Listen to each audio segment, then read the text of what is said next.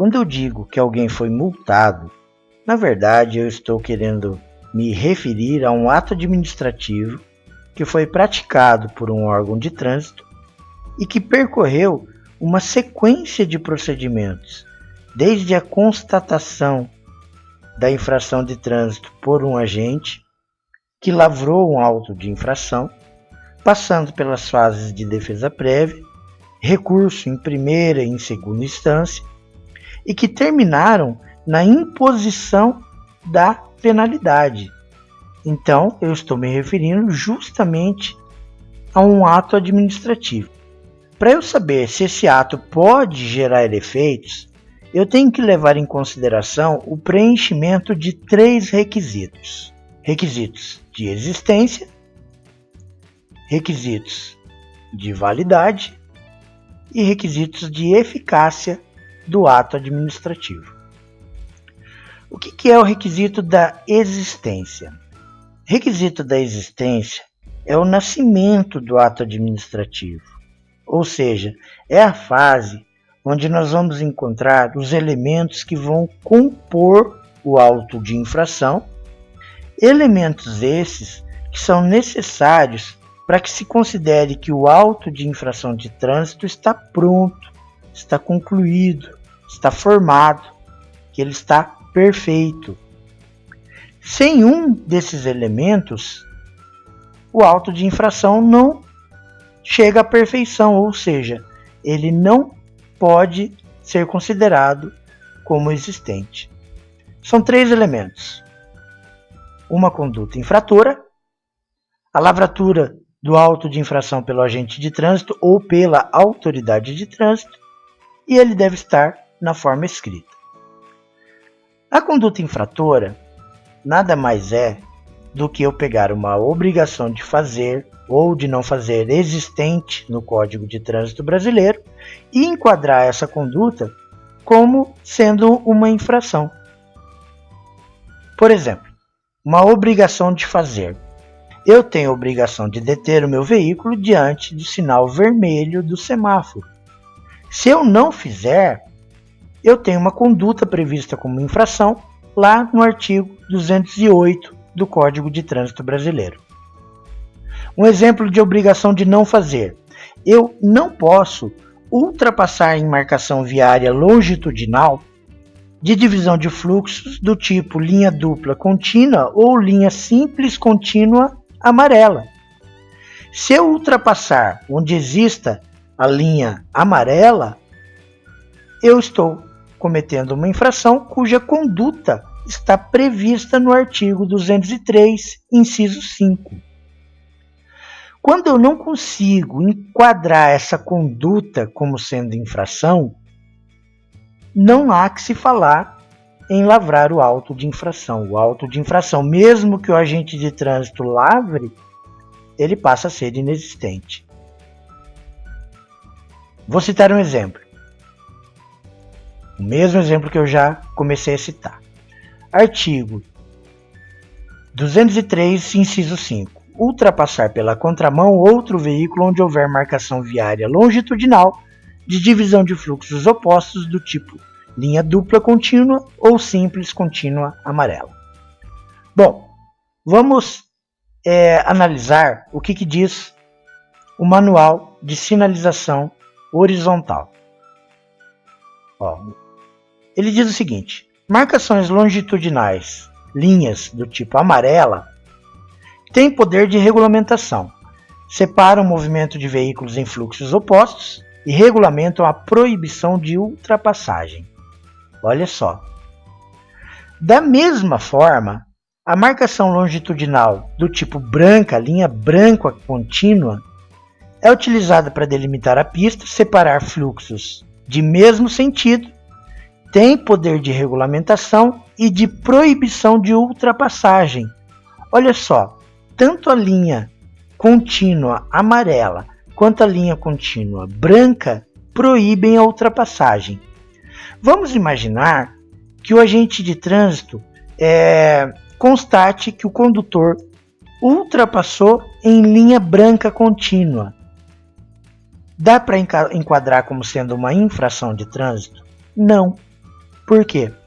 Porque o artigo 203, inciso 5, diz que ultrapassar pela contramão, já começa aqui a situação. Esse artigo é específico para isso. Contramão. Se é linha branca contínua, não existe contramão. Por quê? Porque ela separa fluxos de mesmo sentido.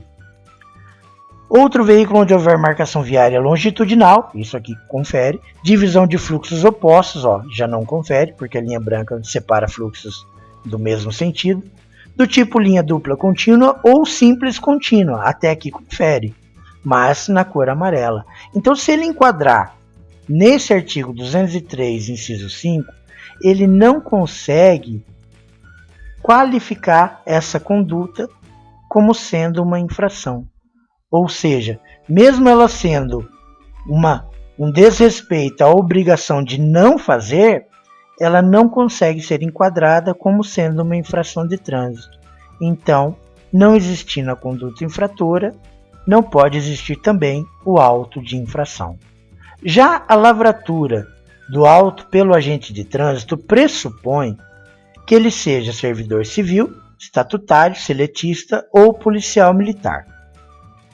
A grande questão aqui é saber se a Guarda Municipal pode constatar uma infração, fiscalizar e lavrar o auto de infração. Isso aqui, grande polêmica, é porque, segundo alguns estudiosos, a Guarda Municipal ela sofreu uma limitação constitucional lá no artigo 144 e ela era específica para proteger bens, serviços e instalações municipais, ou seja, estava excluído de sua competência a fiscalização e a autuação por infrações de trânsito. Mas esse tema ele foi superado quando, em agosto de 2015, o Superior Tribunal Federal reconheceu que a Guarda Municipal tem sim competência para fiscalizar e autuar. Então, essa polêmica ela já foi devidamente superada. E o auto de infração, para finalizar os elementos, tem que estar na forma escrita, ou seja, ele tem que oferecer condições de legibilidade, ele não pode estar rasurado, não pode estar adulterado, e ele tem que conter somente uma infração por auto de infração. Qualquer um desses elementos que esteja faltando ou violado prejudica a forma escrita e, consequentemente, prejudica o requisito de existência do auto de infração. O requisito de validade significa que o auto de infração deve estar de acordo com a previsão legal, ou seja, deve obrigatoriamente trazer os elementos essenciais que estão previstos no Código de Trânsito Brasileiro.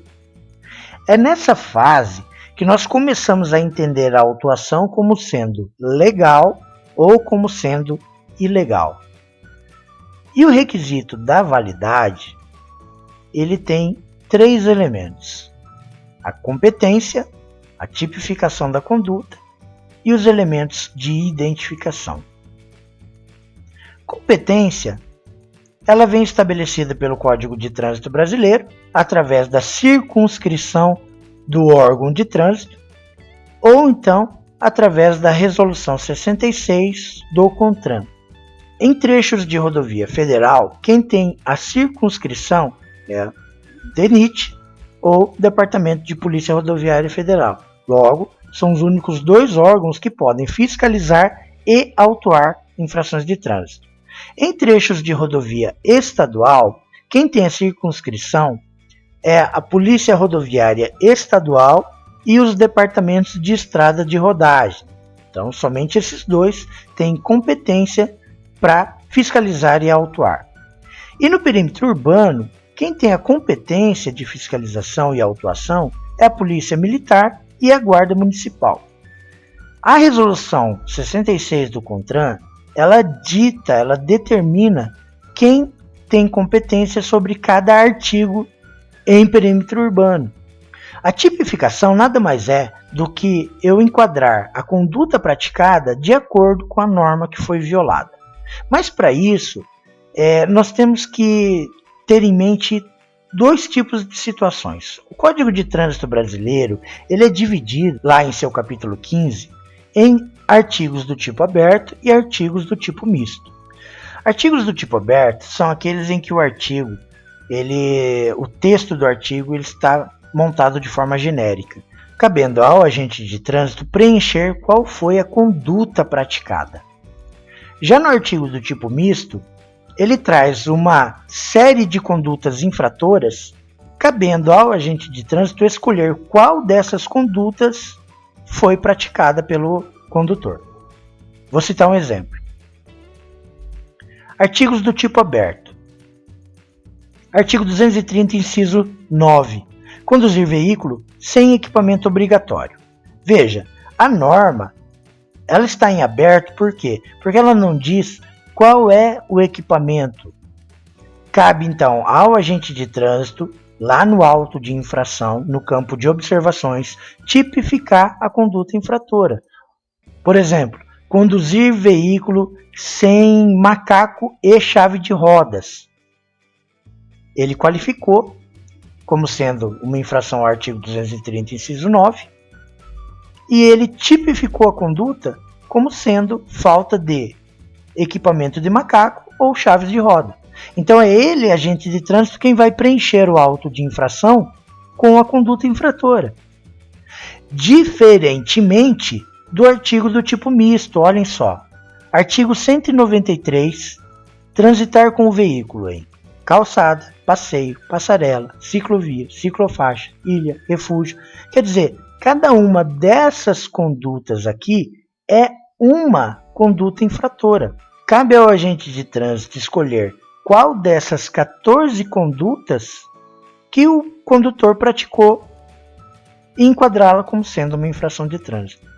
Artigos do tipo aberto, o agente de trânsito vai preencher a conduta praticada.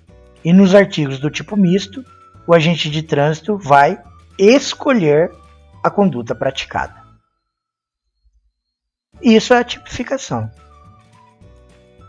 Elementos de identificação são aqueles elementos que vão possibilitar saber qual foi a infração praticada, qual foi o veículo que a praticou, qual foi o condutor infrator, quando possível, logicamente, qual foi o órgão autuante, qual foi o agente de trânsito. Então, elementos de identificação de infração têm que conter o código da infração e o artigo previsto no Código de Trânsito Brasileiro. Para identificar o veículo, eu tenho que citar a marca, o modelo e a placa do veículo. O infrator, quando for possível, identificá-lo através do CPF, registro da Carteira Nacional de Habilitação e colher a sua assinatura quando possível. O órgão autuante, a numeração do órgão autuante e a identificação e assinatura do agente de trânsito. Esses são os elementos de identificação. Possibilitam ao condutor saber por que ele está sendo multado, possibilita saber que foi realmente o veículo dele que foi autuado, saber quem o está autuando e saber qual foi o agente de trânsito que constatou a infração. Requisitos de validade. Já os requisitos de eficácia nada mais é do que dizer que o auto de infração pode produzir o seu efeito final. Ou então tem que ser cancelado e não pode produzir os seus efeitos. Ele depende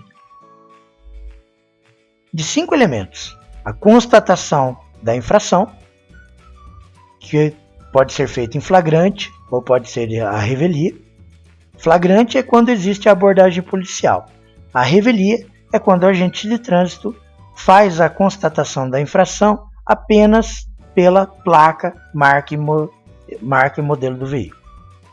Ele deve conter a assinatura do agente de trânsito, a identificação do agente de trânsito, a assinatura do condutor sempre que possível, e se não for possível, tem que ser feita a devida notificação ao proprietário do veículo dentro do prazo de 30 dias, que é a tempestividade, e através de um meio hábil que possibilite a cientificação do proprietário do veículo. Se não contiver esses elementos, a eficácia, o ato final do auto de infração, fica prejudicado. Então vejam, por que nós temos que conhecer esses 3 requisitos? Porque é justamente aqui que nós sabemos se o auto de infração vai poder se tornar uma penalidade de multa ou não. E é justamente aqui nesses 3 requisitos que mais existem vícios, que mais possibilita o cancelamento de uma autuação.